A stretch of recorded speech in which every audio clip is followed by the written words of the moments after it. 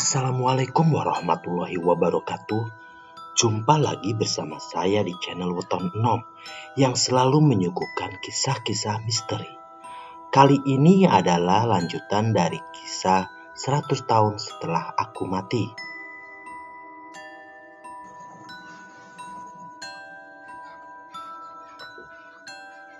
Brandon, apakah kamu jatuh terlalu dalam? Sungguh sangat tidak wajar. Bahkan untuk anak indigo memiliki teman sebanyak itu. Teman yang segelap dan semenakutkan itu. Dan saat ini mereka ada di depanku. Al-Ifrit. Aku yakin mereka dari golongan Al-Ifrit. Golongan jin yang benar-benar mendurhakai firman Allah dan memiliki tabiat buruk. Mereka adalah jin yang sudah hidup sangat lama. Memiliki ilmu pengetahuan yang sangat luas dan menguasai berbagai keilmuan. Mereka dapat merubah bentuk semau mereka, hampir tidak terbatas, bergerak sangat cepat, dan tentu saja memiliki ribuan cara licik untuk menjebak manusia. Dan yang membuat aku heran adalah mereka menjebak Brandon, seorang anak kecil yang belum menginjak remaja. Ada 7 bentuk yang baru pertama kulihat, dan jika ditambah Daisy, jumlah mereka jadi 8. Energi negatif yang sangat besar membuat udara di sekitarku menjadi singup dan pengap. Kedelapan makhluk yang berdiri bersaf di belakang Brandon memiliki wajah yang tidak menyenangkan. Hampir serupa dengan Daisy, mereka memiliki raut yang buruk rupa. Brandon mendekat dengan wajah yang pucat. Anak ini seperti sakit. Bagian bawah matanya memiliki kantung mata, rambut yang berantakan, dan wajah yang dekil. Kenapa dengan anak ini? Tempo hari dia terlihat normal dari segi penampilan. Tapi saat ini dia terlihat tidak dalam keadaan baik. Kamu baik-baik saja, Mak.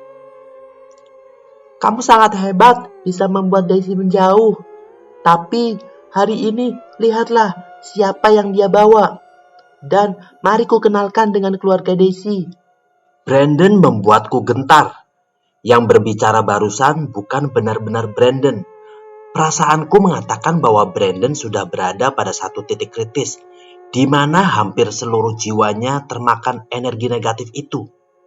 Mungkin bisa dikatakan bahwa Brandon kerasukan. Berbeda dengan kasus kerasukan lain yang biasanya jin meminjam raga seseorang dan mengendalikannya dalam waktu tertentu.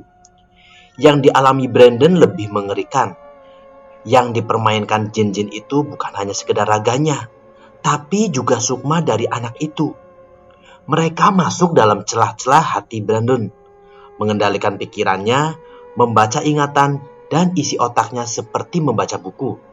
Mereka mengendalikan Brandon seperti mesin. Jika ini terus terjadi, Brandon akan kehilangan jiwanya. Sisi kemanusiaannya akan tenggelam dan terkikis oleh sifat jahat, dengki, dan kebusukan lain dari makhluk durhaka itu. Dia dikendalikan jin setan, yang jika dibiarkan akan membuat Brandon menjadi manusia setan. Manusia tapi memiliki sifat setan. Aku mundur beberapa langkah, menyiapkan beberapa amalan untuk memasang pagar diri.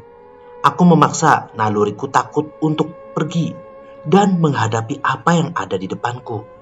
Jelas, aku terlalu naif dan sombong jika merasa mampu menghadapi mereka. Pengalamanku tidak cukup banyak, ilmuku tidak cukup tinggi, tapi nurani dan imanku berkata sebaliknya. Nuraniku mengatakan Brandon ini seseorang yang hampir sama sepertiku di masa kecil dan harus dibantu. Sedangkan keimananku jelas mengatakan bahwa jangan mundur dan takut oleh jin. Manusia jelas lebih sempurna. Brandon, dengar, kamu jangan. Tanpa menunggu aku selesai bicara, 4 sosok di belakang Brandon melayang dengan cepat ke arahku. Satu sosok berwajah putih susu dengan rambut hitam yang sangat panjang. Sosok lainnya tak jelas seperti apa, karena aku tidak cukup waktu untuk mendeskripsikannya. Sangat cepat mereka seperti melesat, dan aku tidak ingat banyak. Aku hanya sedikit mengingat saat sebuah bayangan putih dan wajah menyeramkan dengan mulut yang bisa terbuka hampir 45 derajat berada di depan wajahku. mengeluarkan resonansi suara tinggi yang membuatku terjatuh pingsan. Aku terbangun dan masih berada di taman itu, persis di sebuah pohon cemara yang ada di sana. Kepalaku pusing dengan telinga yang terasa berdenging. Aku rasa yang membuatku terbangun adalah antara hawa dingin dan rintik hujan yang membasahi badan. Aku terbangun di malam hari, pukul 7 malam. Aku memandang langit dengan bulan bersinar penuh tanpa awan mendung di sekelilingnya. Lalu, dari mana air hujan ini jatuh? Aku menyibak rambut di keningku, duduk di rumput sambil mencoba mengingat kejadian barusan. Tidak ada yang menolongku sama sekali. Mungkin jika ada orang lewat pun, aku akan dikira tunawisma yang biasa tidur di taman atau orang yang mabuk berat hingga tertidur di rerumputan. Brandon, di mana dia? Aku menoleh ke kiri dan ke kanan, mencoba mencari keberadaan Brandon dan kawan-kawannya.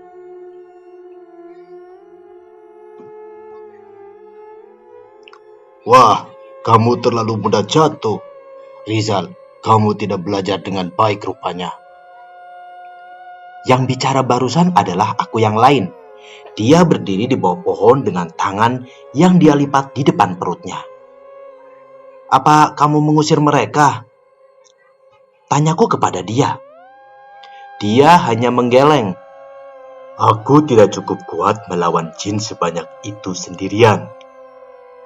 Lalu, kenapa mereka malah meninggalkanku? Mereka tidak cukup puas jika hanya mencelakaimu. Mereka ingin menyiksamu. Sebaiknya kamu segera pulang. Dan detik itu juga jantungku terasa berhenti. Dewi dan yang lainnya. Ini adalah malam hari, di mana jin pada puncak energi. Ditambah ini adalah malam purnama. Konon sinar purnama menjadikan kanuragan mereka bertambah besar.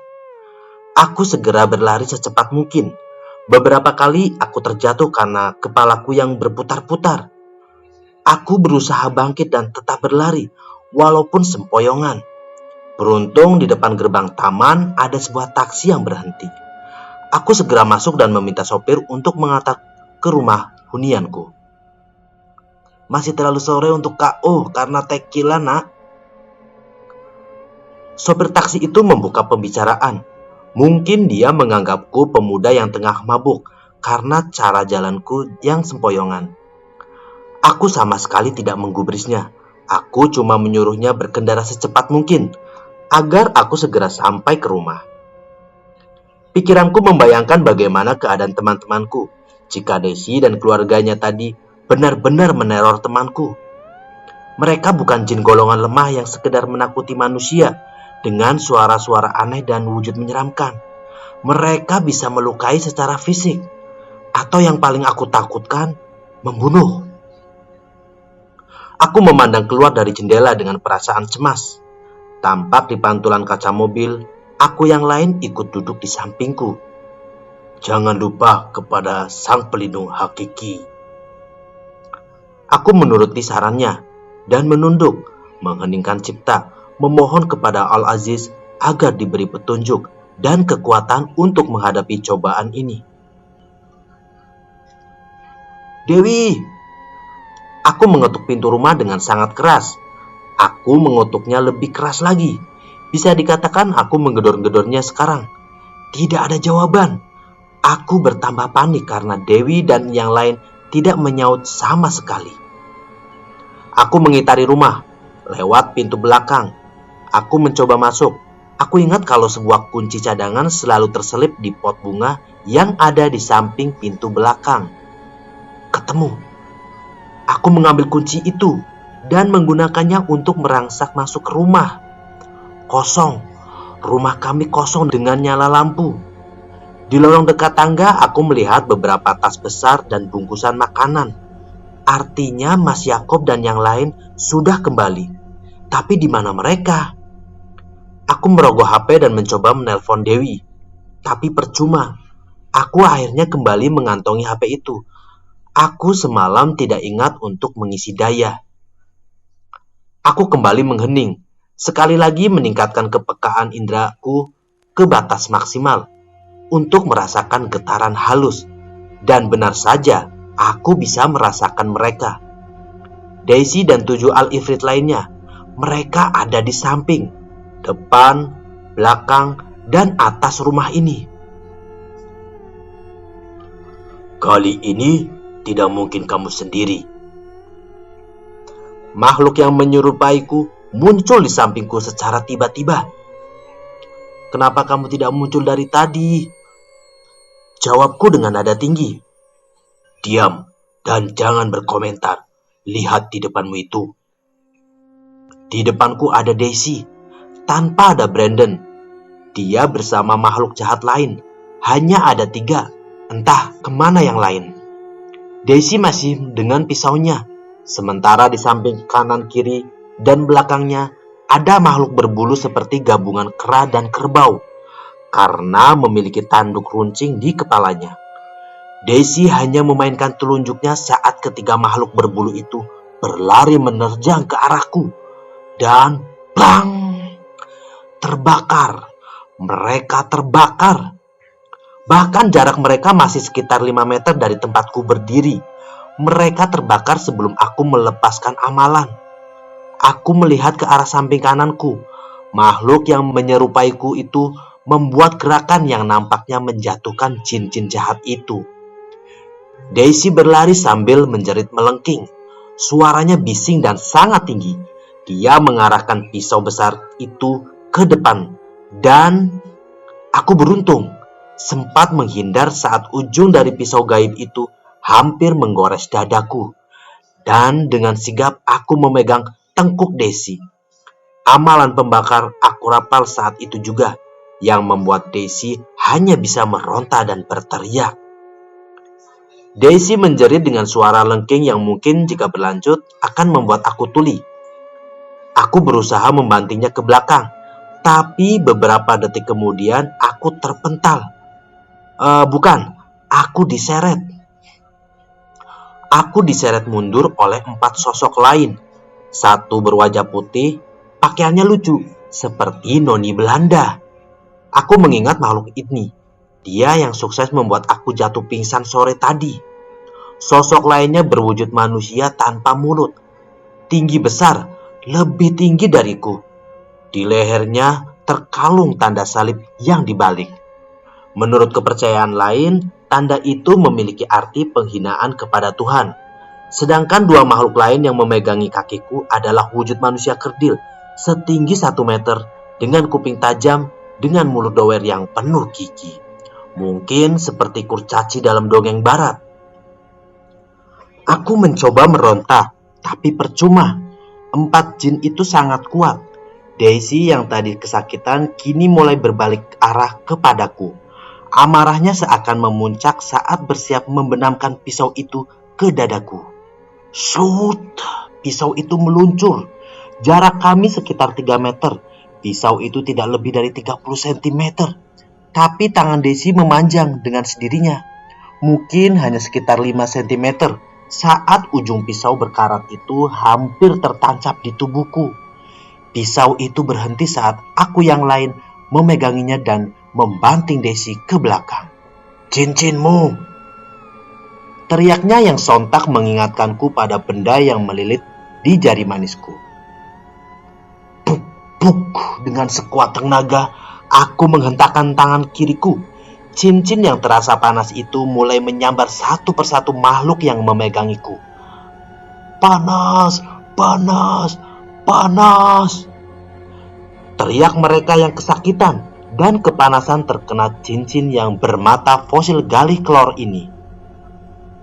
Mereka berempat terpelanting dan meraung-raung kesakitan, memohon agar aku berhenti membaca surat Yasin yang sudah mulai aku baca. 3 makhluk berbulu tadi sudah tidak kelihatan, mungkin sudah melarikan diri. Dan keempat makhluk yang di depanku dengan cepat juga melenyap dari pandanganku. Kini tinggal ada Daisy yang masih menjerit-jerit dan tampaknya sudah dibelenggu oleh aku yang lain. Daisy menjerit dan mengeluh panas, tapi tetap tertawa. Dia menertawakanku. Pergi, atau aku akan membakarmu sampai hangus, teriakku kepadanya. Anak bodoh, kamu tidak bisa membakar api. Boleh dicoba? Ucapku yang diikuti bacaan pengusir jin dan surat Yasin. Semakin lama aku semakin khusyuk. Semakin Desi berteriak, semakin aku kuatkan lagi lantunan ayat suci itu. Sampai akhirnya Desi terengah, tapi tidak terjadi apa-apa dengannya. Dia tampak kesakitan dan asap yang mengepul dari tubuhnya. Neraka akan menyiksaku di hari nanti. Aku akan mencari keturunan Adam yang lalai. Aku tidak akan mati. Aku berumur panjang. Aku tidak akan berhenti sampai duniamu dijungkir balikan oleh umatmu sendiri. Aku akan mencari induk semang lain. Aku akan mendapat induk semang yang sepertimu. Aku akan memiliki pengikut manusia yang bersedia bersumpah atas namaku. Aku akan terus mengajak umatmu untuk menemaniku di neraka. Dia menutup perkataannya dengan tertawa sangat kencang. Rasanya gendang telingaku hampir pecah gara-gara tinggi suaranya itu seperti menusuk telingaku. Dan tidak beberapa lama, Desi menghilang. Dengan menyebut nama Allah yang Maha Pengasih lagi Maha Penyayang, lindungilah aku dari godaan jin dan manusia. Doa singkat itu aku panjatkan saat Desi sudah menghilang. Aku terduduk di lantai karena lemas, sambil memandangi sosok gaib yang membantuku tadi. Kamu punya nama? Dia menggeleng. Makhluk yang misterius. Batinku dalam hati. Katamu tidak akan menolongku? Tidak, aku tidak berkata seperti itu. Lalu, aku tidak akan datang saat kamu memintaku. Aku tidak datang saat kamu takut. Aku tidak datang saat kamu mendapat masalah. Aku akan datang saat kamu perlu diingatkan, saat kamu keluar dari jalan yang benar, dan saat kamu terdesak. Aku adalah perantara yang akan melindungi, tapi tidak menuruti keinginanmu. Di mana teman-temanku? Kamu akan tahu sebentar lagi. Kata-kata itu mengiringi kepergiannya dalam sekelabetan. Aku hanya terduduk. Kata-kata barusan sedikit membuatku tenang. Aku menunggu sekitar 10 menit saat suara Dewi memanggil. Zal, kamu gak apa-apa? Rizal? Dewi mendatangiku dengan berlari dan langsung memelukku kencang. Aku gak apa-apa kok, Wi. Yang lain kemana? Tadi kita ngungsi. Aku takut banget. Kamu gak balik-balik udah malam gitu. Tadi aku ngajak buat nginep di tempat lain. Untung Mas Yakob dan kawan-kawan gak curiga. Ditambah lagi aku ketemu Brandon. Serius? Di mana Brandon sekarang? Tanyaku dengan panik kepada Dewi. Dia di klinik. Tadi dia ngetok rumah terus pingsan. Kata dokter, dia dehidrasi dan kurang makan. Dan Zal, aku tadi ketemu... Kamu ketemu siapa, Wi? Ketemu kembaran gaibmu. Dia yang ngasih tahu aku biar segera ninggalin rumah. Zal, kamu belum pernah cerita tentang dia kan sebelumnya? Aku emang baru beberapa kali bertemu dia, Wi. Ayo kita segera susul Brandon. Dewi berdiri dan mengulurkan tangannya. Aku menyambut tangan Dewi dan berdiri untuk segera menuju tempat di mana Brandon dirawat. Kami menggunakan taksi yang kebetulan malam itu masih beroperasi. Dan sekitar setengah jam kemudian kami sampai di sebuah klinik. Anak 6 tahun itu terbaring. Dia tampak tidak sehat, tapi rona wajahnya terlihat lebih baik. Paling tidak penglihatanku dan Dewi. Brandon terlihat normal, walaupun tidak senormal anak lain. Tapi aura di sekelilingnya sudah tidak gelap. Aura di sekelilingnya sudah berubah warna menjadi keunguan, nila. Brandon memang seorang anak nila atau bisa disebut indigo. Aku dan Dewi menunggui Brandon ditemani 2 orang petugas polisi yang menanyai kami. Kami melapor polisi agar dibantu mencari keluarga Brandon. Dan alhamdulillah keluarga Brandon bisa dihubungi dan akan segera datang ke sini. Aku duduk berhadapan dengan Dewi. Aku duduk dengan malas karena badanku yang terasa letih setelah kejadian tadi. Setelah ini kita masih akan kerepotan menjawab pertanyaan teman-teman kan? Tanyaku kepada Dewi. Sepertinya mereka akan mengerti, Zal. Jawab Dewi dengan lembut sambil menuangkan jus jeruk yang baru dibelinya. Lalu Zal, kamu yakin Daisy tidak akan mengganggu lagi? Tanya Dewi dengan pandangan mata berkeliling ruangan.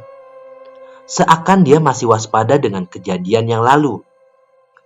Tentu saja dia masih akan mengganggu, tapi kelihatannya dia gak bakal ganggu Brandon lagi. Kamu pernah cari tahu nggak sih, Zal? Tentang apa? Tentang kenapa kita lahir seperti ini, terutama kamu. Aku berpikir sejenak tentang pertanyaan Dewi. Berkali-kali pertanyaan itu ada di kepalaku, tapi jawabannya tak kunjung aku dapat. Kita akan dapat jawaban pertanyaanmu, Wi. Mungkin kita masih terlalu hijau. Tapi aku ngerasa setiap kejadian yang menimpa kita itu adalah petunjuk kecil yang membawa kita ke petunjuk yang lebih besar. Dan goal kita ya entah akan seperti apa. Dewi tersenyum sambil mengangguk, sambil menepuk pundakku. Senyum Dewi selalu berhasil menenangkanku dari rasa takut. Dewi ini membuat aku merasa memiliki teman mengadu di saat aku tidak bisa mengadukan perasaan aku ke orang lain. Sekitar 1,5 jam, aku dan Dewi ngobrol di samping ranjang Brandon. Sampai jemari kecil Brandon bergerak dan kelopak matanya mulai berkedip. Brandon sudah sadar. Dia membuka mata dengan lemah. Bola matanya berputar keliling ruangan dan raut wajahnya menyirat pertanyaan di mana ini. Kamu sudah bangun, sobat? Kamu ini benar-benar anak yang bandel. Ucapku sambil lebih mendekat ke sampingnya.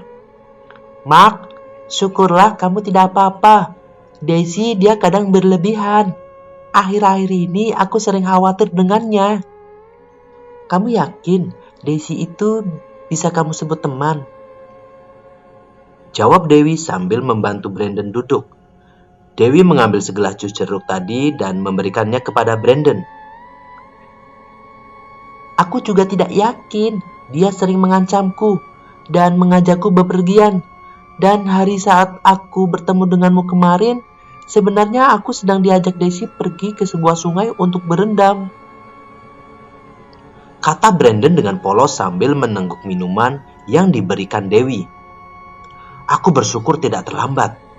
Ya, kata-kata Brandon tadi membuatku berprasangka buruk kepada Daisy yang mungkin ingin mengakhiri pertemanannya dengan Brandon. Mungkin ada hal buruk yang terjadi jika aku terlambat sebentar saja. Aku dan Dewi saling melempar senyum saat 2 orang laki-laki dan perempuan parubaya datang memeluk Brandon erat. Mereka adalah orang tua Brandon. Aku dan Dewi baru tahu bahwa Brandon sudah seminggu tidak pulang. Bahkan polisi sudah dikerahkan ke seluruh penjuru negara bagian untuk mencarinya. Sampai aku dan Dewi menemukan Brandon, si anak yang tersesat. Kini dia sudah ditemukan. Sekarang Brandon benar-benar menjadi Brandon yang sebenarnya. Aku menjadi teringat kepada almarhum orang tuaku. Perlakuan mereka persis seperti saat almarhum ayah dan ibuku memelukku di rumah sakit dulu. Brandon, nikmati dan syukuri atas kehadiran orang tuamu. Jangan sampai kamu menjadi seperti aku. Gumamku pelan sambil menyeka sedikit air mata yang berada di pelupuk mataku. Brandon, kita akan bertemu lagi. Dan kelihatannya aku memiliki junior.